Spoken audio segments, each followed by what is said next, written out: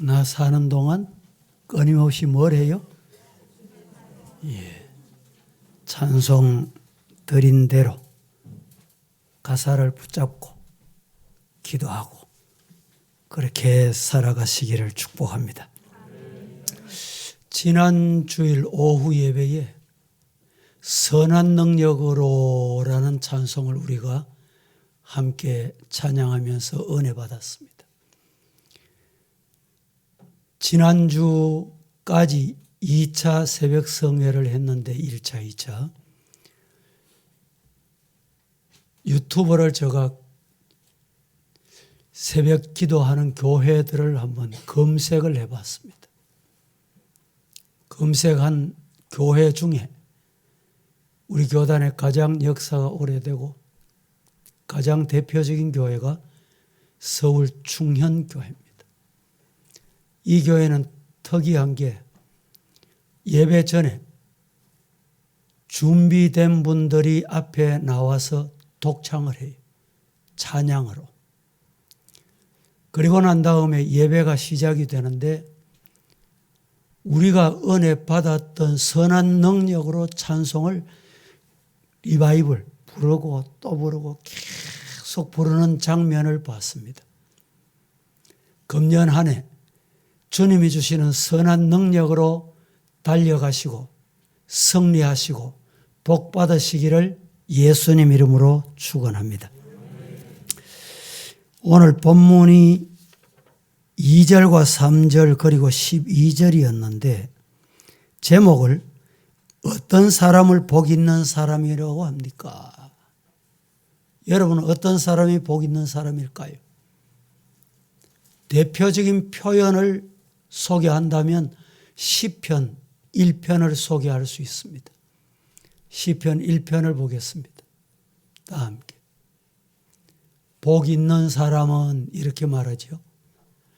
악인의 꾀를 따르지 아니하고 죄인의 길에 서지 아니하며 오만한 자의 자리에 앉지 아니하고 오직 여호와의 율법을 즐거워하여 그 율법을 주야로 묵상하는 사람.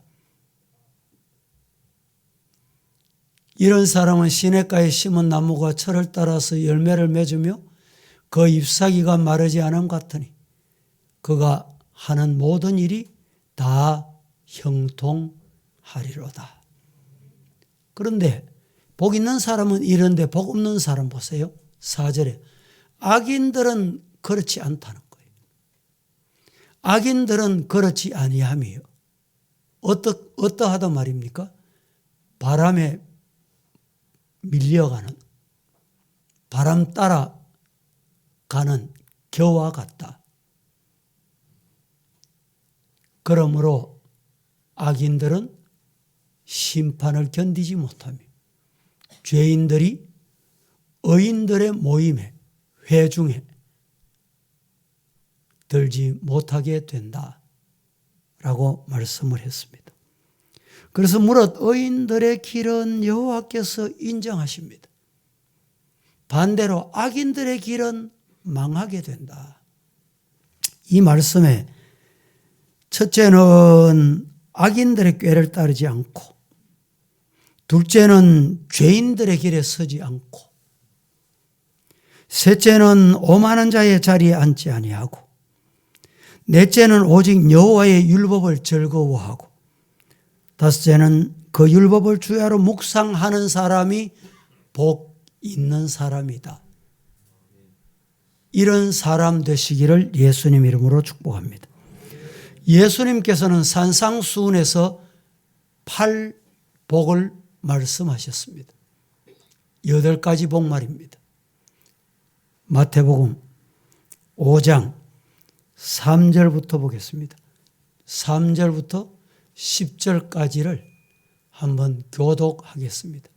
첫째는 심령이 가난한 자는 복이 있나니 천국이 그들의 것이며 4절 시작. 두 번째는 애통하는 자가 복이 있다. 세 번째는 온유한 자는 복이 있나니 그들이 땅을 기업으로 받는다. 세 번째는 온유한 자가 복이 있다. 6절 시작. 의에 줄이고 목마른 자는 복이 있나니 그들이 배부를 것이며 의의에 줄이고 목마른 자가 복이 있다. 7절 긍휼히 여기는 자는 복이 있나니 그들이 긍휼히 여김을 받는다. 8절 시작. 마음이 청결한 자는 복이 있나니 그들이 하나님을 볼 것이며 9절 화평케 하는 자는 복이 있나니 여러분 화평의 사도가 되시기를 축복합니다. 화평하는 자가 복이 있나니 그들이 하나님의 아들이구나. 일컬음을 받게 된다. 마지막 8번째 복 시작. 의를 위하여 박해를 받은 자는 복이 있나니 천국이 그들의 것임이라. 초대교회 성도들은 세상적인 복을 넘어 새로운 지평의 복을 추구하며 산 사람입니다. 그들에게는 복에 대한 관점, 더 나아가서 세상에 대한 관점이 이방 사람, 세상 사람, 불신앙 사람하고 관점이 달랐습니다. 예수 믿는 성도들의 공동체는 관점이 다릅니다. 관점이 다르면 언어가 다릅니다. 언어가. 말이 달라요. 관점의 전환, 관점의 혁명이 우리에게 필요합니다. 그러면 언어가 변해요. 언어가. 오늘 우리 김재원 전 국회의원님이 우리 교회 예배드리러 오셨어요. 근데 이제 방송에 많이 출연하시거든요. 저도 방송을 한 번씩 듣습니다. 근데 좀 우파 패널들은 좀 우파에 속하는 패널들은 쉽게 말해 입담이 없어. 대담에 어떤 영향력을 주거나 뭐 이런 게 잘 없어요. 참 안타까운 일이죠. 그런데 우리 김재원 전 국회의원님이 나오셔서 패널로 말씀하시면 이 사회하는 아나운서 멘트하면 하나같이 어떻게 준비를 하셨는지 너무 입담이 좋으셔요. 그게 어떻게 그래 되느냐? 관점이에요. 관점. 우리 교단의 총회장 하신 김동건 목사님이 제가 기억하기로는 연세가 뭐 80이 넘으셔가지고 지금 90이 다 돼 가시는데 이분이 총회장 하시면서 젊은 후배들에게 이렇게 말한 적이 있어요. 자기는 사건이 생기거나 문제가 생기거나 어떤 말을 해야 될 때가 있으면 관점이 중요하다. 그래서 내 관점에서 말해보고 자기 혼자 그리고 우리 집사님 관점에서 또 말해보는 거예요. 또 우리 젊은이들 관점에서 젊은이들이 이렇게 말할 거다. 이런 관점에서 대답을 해보고 말해본대요. 그래서 이분이 오늘까지 뭐 실수는 가장 적게 하고 가장 장기적인 지도자로 남아 있습니다. 우리가 언어가 바뀌면 관점이 바뀌었다 이 말입니다. 언어가 안 바뀌면 관점이 아직까지 변하지 않았다는 말이에요. 우리나라 이 국민들 중에 미국에 이민 가신 분들이 많이 있습니다. 우리 교회도 한때 70년 중반입니까? 물 밀듯이 막 미국에 건너갔어요. 그분들이 제가 부임하기 전에 미국 갔지만은 제가 미국 한 가면 그래 다 만나셔. 다 모이세요. 한 번은 워싱턴 가서 내가 한번 얼굴 뵙고 싶다 했는데 모였는데 갑자기 연락해서 모였는데 몇 명이나 모였냐? 40명이 모였어요. LA도 마찬가지. 그런데 미국에 이민 가신 분들이 늦게 깨달은 게 있어요. 자식을 낳아가지고 미국 사회에 적응하려고 하니까 미국 말이 통해야 되거든. 그래서 자녀들을 미국 학교 보내고 영어만 가르쳤어요. 집에 와도 엄마, 부모하고 아버지하고 대화가 없는 거예요. 이러다 보니까 결국에는 이 자녀들이 10년이 지나고 20년이 지나니까 어떻게 됐냐? 한국말을 몰라. 얼굴은 분명히 한국 사람인데 한국말을 못해요. 최근에 깨달은 게 우리는 한국 사람이다. 미국 말은요, 미국 사람이 잘합니다. 맞죠? 미국 말은 미국 사람이 잘한다니까. 우리 한국 사람이 제 아무리 영어를 잘해도 본국 사람만큼 못 따라갑니다. 그런데 미국 사회에 살면서 우리 한국 사람이 어떤 곳에 필요한지 아세요? 미국 말 하는 사람은 저거 나라 사람 쓰면 돼.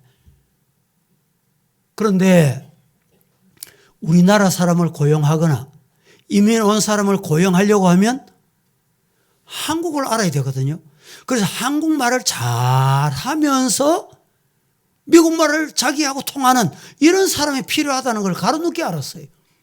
그래서 최근에는 미국 우리 한인 사회가 많이 깨달았어. 자녀들 1세대, 1.5세대, 2세대 한국 언어를 안 가르쳤다는 것을 후회를 너무너무 많이 해요. 왜 이런 말씀을 드립니까? 10년, 20년 어디에 사느냐? 우리 선교사들도 한 번씩 오시잖아요. 오셔서 이 강단에 설교하잖아요. 설교 보고하잖아요. 보고하는데 한 10년이 요 사이는 뭐 자주 왔다 갔다 하니까 뭐 꼭 그런 경우 없는데 과거에는 한 번 가면 항공이 됩니까? 교통편이 됩니까? 올래야 올 수 있습니까? 처음에 우리 선교사들이 갈 때는 가면 거기서 뼈를 묻고 죽는 줄 알았어. 그래서 울며 불며 이렇게 보냈습니다. 근데 요 사이는 그게 아니에요. 몸이 조금만 이상이 있으면 치료받으러 건강진단 때문에 가야 되겠습니다. 당장 와요. 몇 시간 만에 다 온다니까. 과거의 선교사님들은 와서 한 10년, 20년 현지에 선교하다가 현지인들 어려운 사람, 참 힘드는 사람 같이 뒹굴며 살다가 보니까 한국말 이 언어, 우리 한국 언어를 잊어버려요. 신앙생활도 마찬가지입니다. 왜 이런 말씀을 드립니까? 정말 성경에 도취되고 말씀에 아멘하고 영적인 삶을 여러분이 살다 보면 세상의 더러운 말, 불평하는 말, 원망하는 말, 교만스러운 말 이걸 버리게 돼요. 멀리하게 됩니다. 그래서 어떤 분이 원불교를 버려라. 원불교를.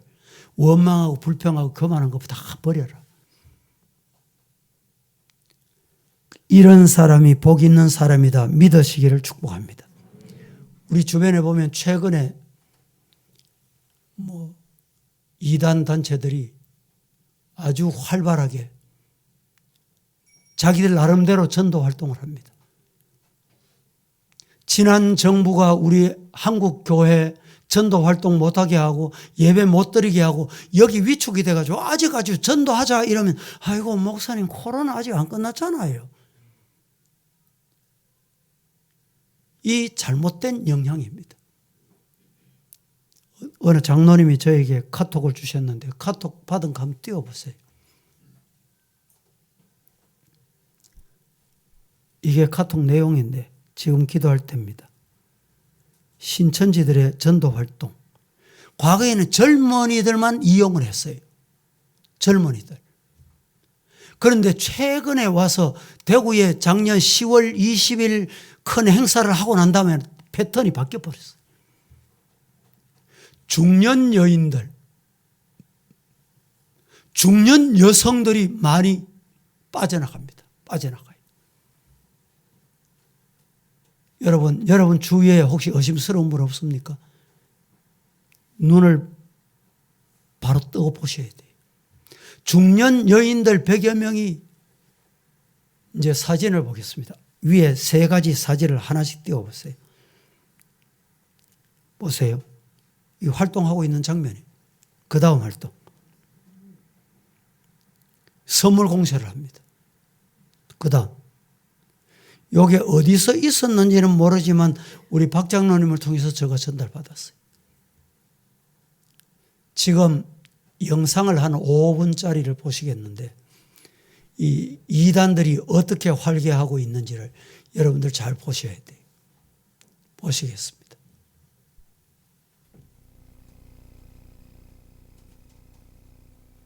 요즘대로 길거리를 지나가다 보면 안녕하세요. 저희가 나의 청춘일지라는 유튜브 채널을 만들려고 하는데 1, 2분만 잠시 인터뷰 좀 가능하실까요? 라는 식으로 두세 명이 무리를 지어 다가오는 경우가 부쩍 늘고 있습니다. 처음에는 몇몇의 애들이 유튜브를 한다길래 그러려냐면서 지나쳤었는데 이제는 무슨 가는 길마다 시도 때도 없이 붙잡아서 짜증나게 하고 있어요. 여러분들도 아마 많이들 경험해보셨을 겁니다. 그래서 얘네들이 도대체 뭐하는 애들인지 정말로 유튜브를 하는 애들이 맞긴 한 건지 알아보기 위해서 저희 호갱구조대 채널 작가님이 직접 만나보고 오셨는데 결론부터 말씀드리면 얘네들 신천지였습니다. 이야, 길거리 포교 방식이 한층 더 교묘하게 발전한 거죠. 그래서 오늘은 실제 저희 작가님이 잠입 취재를 했던 내용을 토대로 최근 신천지의 포교 방식이 어떤 식으로 이루어지고 있는지 낱낱이 알려드리도록 하겠습니다. 일단 이 사진들은 작가님이 한 지역을 20분 동안 돌아다니면서 길거리 포교하고 있는 애들을 찍은 사진인데 그 짧은 시간 동안 3팀이나 발견하셨다고 해요. 이 미친놈들 개체수가 엄청나긴 한가 봅니다. 그리고 이 중에서 작가님에게 다가온 애들은 여자 2명으로 구성된 얘네들이었다고 하는데 이날 작가님이 직접 녹취해 오신 내용을 핵심만 잘라서 먼저 들려드릴게요. 좀 재밌게 해보려고 하는데 네네네.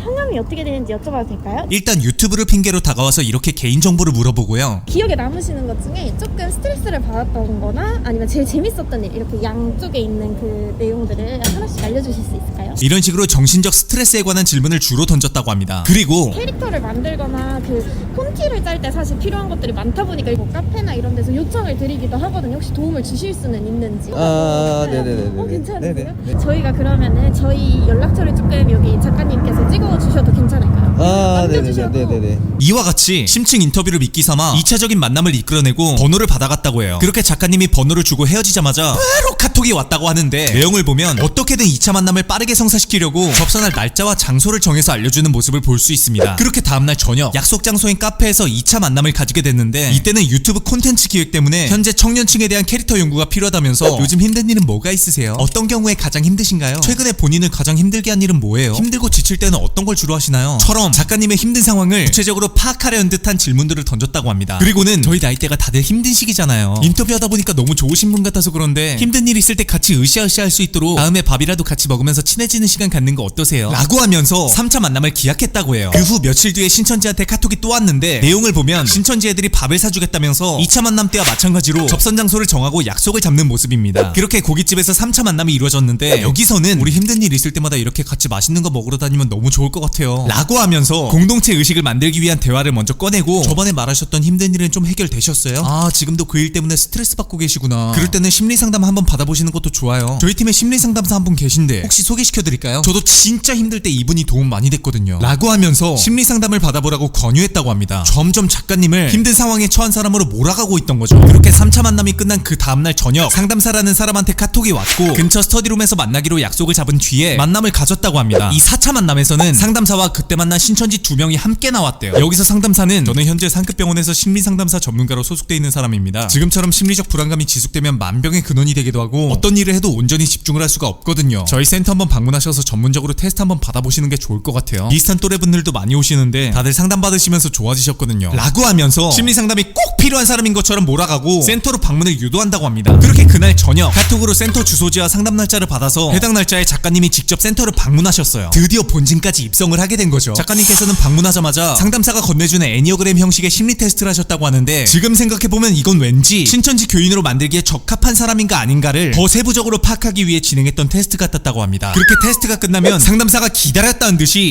지금 마음이 굉장히 불안하고 힘든 상태시네요. 그래서 앞으로 제가 프로그램에 맞춰서 심리치료를 도와드리도록 할 거예요. 일단 영과 혼을 안정적으로 다스리기 위해서 성경 공부가 필수적으로 들어갈 거고 추가로 저희 센터에 있는 또래 친구들이 옆에서 잘 케어해 줄 테니까 너무 걱정하지 마세요. 잘 치료되실 겁니다 라고 하면서 이제는 작가님을 완전히 환자라고 낙인 찍어버리면서 가스라이팅을 시작했다고 합니다. 자, 여기까지가 저희 작가님께서 직접 잠입 취재를 통해 알아오신 신천지 영업 방식의 실체예요. 고생하셨습니다 정말. 신천지 저 역겨운 멘트들 참아내시느라 고생 많으셨어요. 자, 최종적으로 정리해보면 1차 길거리 포교에서는 유튜브를 핑계로 접근해서 나라는 사람에 대해 파악하려는 질문을 던졌고 2차 카페 만남에서는 청년층에 대한 캐릭터 연구가 필요하다면서 내가 겪고 있는 힘든 상황에 대해 캐치해내려는 질문을 던졌고 3차 고깃집 만남에서는 나를 힘든 사람으로 몰아가며 만남하면서 상담사라는 탈을 쓴 전도사를 소개시켜줬고 4차 스터디 카페 만남에서는 전도사가 본인을 전문 심리상담사라고 소개하면서 본격적으로 심리상담 받아볼 것을 권유했고 5차 센터 방문에서는 간단한 심리 테스트를 통해서 내가 심리적으로 불안증을 겪고 있는 환자라고 가스라이팅을 했죠. 현재 신천지 애들은 이렇게 점진적으로 한 사람에게 접근해서 결국에는 가스라이팅을 통해 신천지 교인으로 융화시키고 있었던 겁니다. 그러니까 앞으로는 길거리에서 유튜브 이야기를 꺼내면서 두세 명이 다가와 말을 건다면 그 혹시 유튜브 채널명이 이만희TV예요? 하고 그냥 지나가시면 됩니다. 인터뷰 받아주면서 시간 날리지 마세요. 그래서 오늘의 결론, 신천지 애들도 신천지가 창피한 거란 걸 아는지 자기들이 신천지라는 말은 죽어도 안 꺼낸다. 쉽고 빠른 정보를 원한다면 호갱구조. 예. 지금 우리 주변에서 이 현혹되도록 하는 일들이 많이 있는데 중요한 건 이 사람들은 꼭 두 사람, 세 사람이 짝을 지어서 남자 청년은 여자를 상대합니다. 여자 청년들은 누구를 상대하느냐? 남자를 상대해요. 정신을 차리셔야 돼요.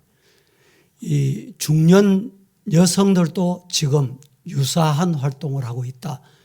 여러분들이 참고하시고, 오늘 낮 시간에 제가 설교가 2부 예배 때도 제가 유튜브 오늘 보니까 2부 예배 설교만 50몇 분, 3부 예배는 1시간 넘었더군요. 시간이 길게 해서 평소 한 3, 40분 하면 되는데 오늘은 여러분들 이 말씀으로 복 있는 성도로 살도록 말씀을 드리고 마치겠습니다. 기도하겠습니다.